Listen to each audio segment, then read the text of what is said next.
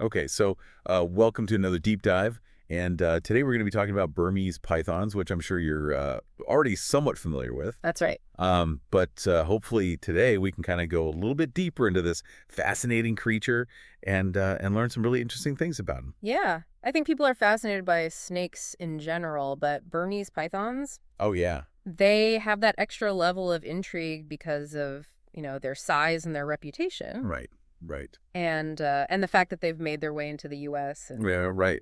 caused quite a stir. Yeah, and we're definitely going to talk about their impact on the Everglades and stuff like that. Absolutely. But yeah, I'm excited to kind of dig into some of the nitty gritty stuff that maybe doesn't always make the headlines. So for someone who's, maybe they've seen a few documentaries, they know pythons are big snakes. Where would you even begin to unpack this? Well, I think it's always good to start with the basics. Okay. So, Burmese pythons, they're non-venomous. They are constrictors, Gotcha. which means they subdue their prey by, squeezing the life out of it. Right. Literally. And they're native to Southeast Asia. So we're talking places like Myanmar, Thailand, Vietnam, Cambodia. Okay. And they thrive in a variety of habitats, from rainforests and marshes to even urban areas, Yeah. which kind of speaks to their adaptability. And that adaptability, I think, is a key part of why they've been so successful, unfortunately, in some of these Oh, absolutely. invasive ranges. But Yeah. we'll get to that. But okay, so constrictor, Southeast Asia. But the thing that everybody always wants to talk about is just how big these snakes get. Right. I mean, what's the average size? So on average, they can reach lengths of 16 feet or more. 16 feet. Wow. I mean, that's longer than most cars. It's longer than my car for sure. And they can weigh over 200 pounds. It's hard to even wrap your head around that. So, I'm already intimidated. But besides their sheer size, what are some of the other physical characteristics that really make them stand out? Well, they have these beautiful smooth scales patterned in tans and browns, which provide excellent camouflage Right. in their natural environment. But one of the coolest things about them, I think, is the shape of their head. Okay. It's very distinctive. It's triangular, almost arrow-shaped. Triangular. Okay. And that's not just for looks, right? No, not at all.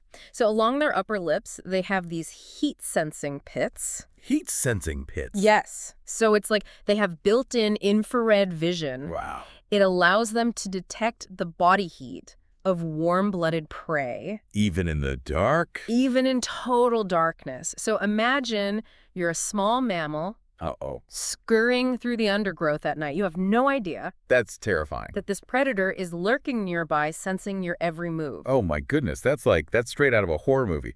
But that must give them a huge advantage when they're hunting, right? Oh, absolutely. They're ambush predators. They rely on stealth and patience, so they lie in wait, perfectly camouflaged, and when that unsuspecting creature wanders by, bam. Wow. So what kind of animals are we talking about here? I mean, a snake that big, it must have a pretty varied diet. It does. It includes mammals, birds, other reptiles, and even alligators. Wait, they eat alligators? Yes. How is that even possible? Well, their constriction technique is incredibly powerful. They coil around their prey, squeezing with immense force, cutting off blood circulation. And what's really amazing is their jaws are incredibly flexible, and their stomachs can expand to accommodate prey much larger than their heads. So they can basically unhinge their jaw, Sort of. like a snake in a cartoon. It's not quite unhinging, but it's pretty close. Wow. Yeah. That's incredible. Okay, so master hunters, that's clear. But what about their love lives? How do they even find each other in the vastness of, a rainforest or a swamp? Well, they have their ways. During the breeding season, females release pheromones to attract males, and once they find each other, the female lays a clutch of eggs. How many eggs are we talking? Anywhere from 20 to 100. Wow, that's a lot of baby pythons. It is, and what's fascinating is the mother doesn't just lay the eggs and leave. Oh, really? She coils around them, Okay. providing warmth and protection. So she's a good mom. She's a very dedicated mom, yeah. That's amazing. Okay, but let's talk about the elephant in the room. Or should I say the python in the swamp? Yes. Their invasive presence in Florida. Yeah. I think most people have at least heard about this. But how did this even happen? Like, how did these pythons native to Southeast Asia end up in the Everglades? It's a classic example of the exotic pet trade gone wrong. Okay. So people bought these pythons as pets, often without really understanding their needs or their eventual size. Right. And some escaped, others were intentionally released. And unfortunately, the Everglades, with its warm, humid climate, abundant prey, it turned out to be a perfect habitat. So they had everything they needed. They thrived. Yeah. And no natural predators. Exactly. No natural predators to keep their population in check. So the pythons have been able to, really take hold. And what kind of an impact has that had on the native species there?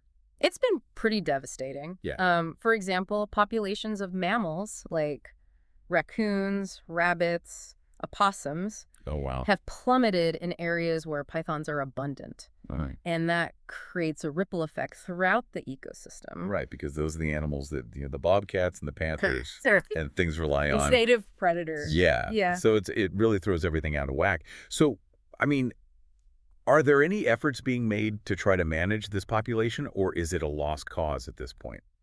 Well, it's definitely not a lost cause, but it's a huge challenge. Yeah. There are removal programs in place, so trained hunters and trappers are working to capture and euthanize pythons. Okay.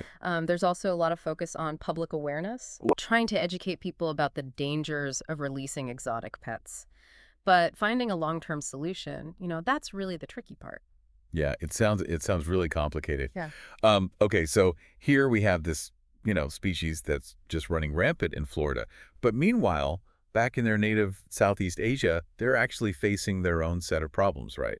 Yeah, it's kind of ironic. So while they're thriving in Florida, in their native range, they're actually listed as vulnerable by the International Union for Conservation of Nature. Vulnerable, okay. And what are some of the factors contributing to that? Habitat loss is a big one. Okay. As forests are cleared for agriculture and development, they're also hunted for their skin Right. and for use in traditional medicine. And unfortunately, the pet trade also plays a role. Yeah.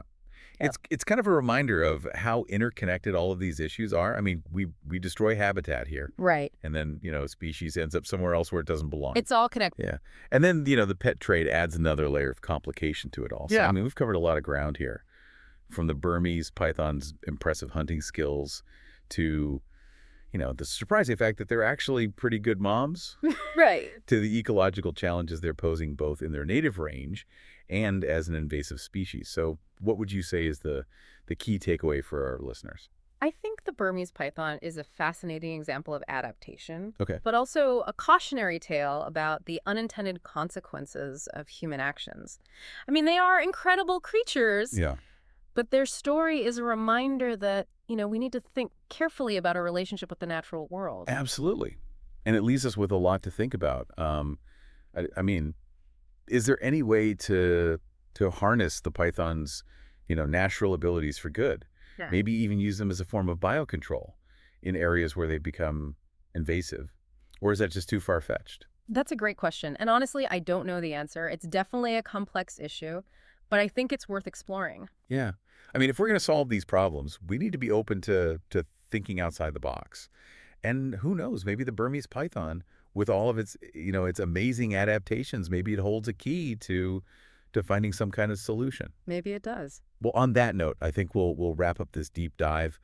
But thank you so much for sharing all of your expertise with us. My pleasure. This has been a fascinating conversation. I agree. And for our listeners, if you're interested in learning more about Burmese pythons, I encourage you to do some research, read some articles, watch some documentaries. There's a wealth of information out there.